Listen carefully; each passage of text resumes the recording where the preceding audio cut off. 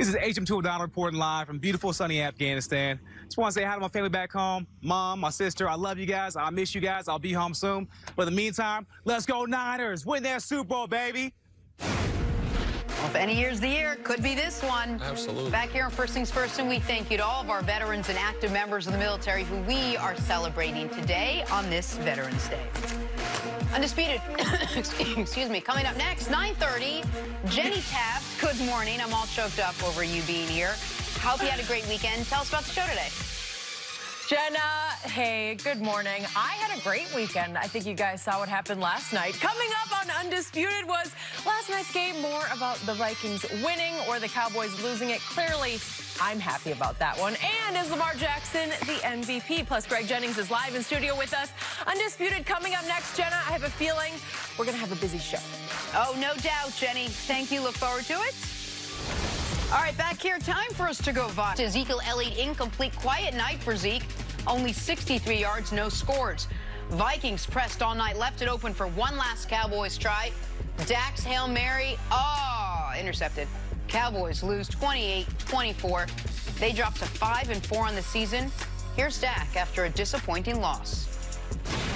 I've said it before, we're going to lock arms. We're going to get better. This tape has a lot for us to learn from. Sure, it's not the outcome that we wanted, but has a lot for us to learn from and to grow from, and we'll move and become better because of it. 5-4.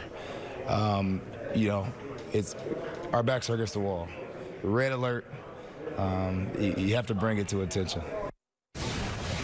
Nick, who do you blame for last night's loss? It certainly wasn't Dak Prescott. Absolutely wasn't Dak. Dak was brilliant. This is one of the 5 best games Dak's ever played.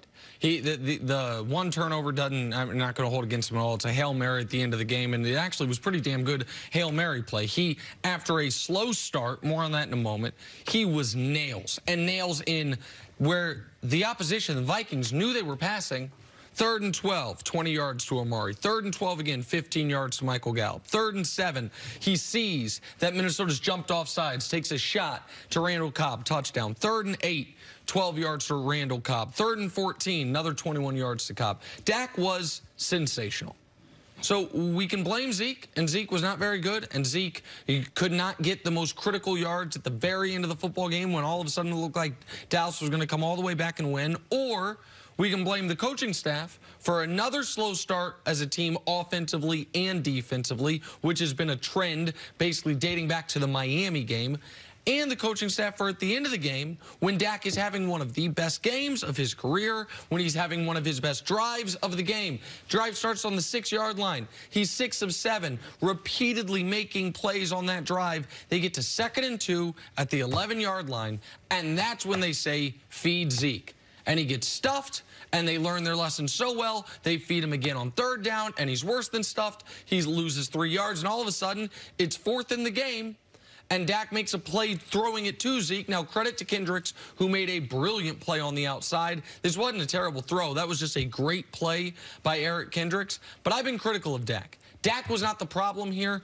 I feel like whether it's Kellen Moore or Jason Garrett, the play calling at the end, given the flow of the game, that up until that moment, Zeke had 18 carries for 44 yards, calling those, or I'm sorry, 18 carries for 50 yards at that point because he lost 3 yards on the final play. Taking the ball out of Dak's hands, not getting him out on the edge, not letting him maybe run, and once again, they have a gotta-have-it play like against the Jets, and they don't get it. I put that on the play calling and the coaching staff not getting them ready in the beginning, and the play calling hurting them at the end. I think you got to look at the offensive and the defensive line. The offensive line is loaded with Pro Bowlers. It's loaded with highly paid players. You have one of the best backs in the NFL, and you're not able to get a couple yards at the end of the game and in critical moments. That's an issue. And then if you look at the second half, Minnesota did a great job running the ball in the second half. They were able to take control of the game because of the way that they ran the ball and as successfully and as physically as they did. So both those lines need to hold up their end of the bargain. Dak did a great job. I thought it was one of his better games that I've seen as well. And I don't think running the ball in that situation was that bad of a decision when you've got a back like that. We have an issue with this Cowboys team with these slow starts. It has affected them all season long. All of a sudden, you turned around, they were down 14-0 last night. What do you attribute that to, and how do they overcome that? Well, I don't know what to attribute it to other than it seems like some of the best coached teams, especially on the offensive side of the ball, they have those scripted first 15 plays. They get out to a good start, or at least after halftime come out with a good script. The Cowboys started with the Miami game. When Miami all of a sudden has been competitive last month. But at that point in time, Miami was getting whooped by everyone. Dallas was only up 10-6 at halftime against Miami, but at least they were up. They had 3 first-half points against New Orleans the following week. They were down 31-3 to Green Bay the week after that. They were down 21-3 to the Jets the week after that. The Philly game, they played well early. But then the Giants game, down 12-3 with 3 minutes left in the first half against the Giants, down 14-0 to Minnesota.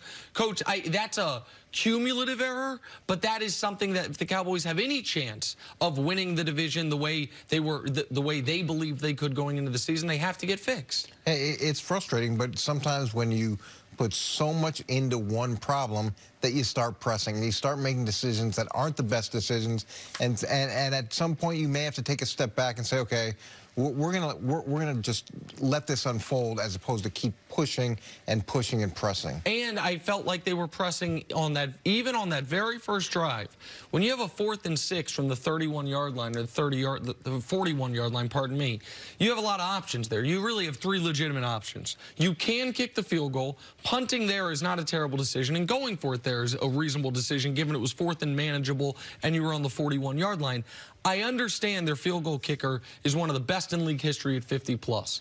But to me, if you're kicking a 57-yard field goal on the first drive of the game, it's because you desperately don't want to have another opening drive of the game end in 0 points. You're pressing there. And I don't blame Jason Garrett for pressing.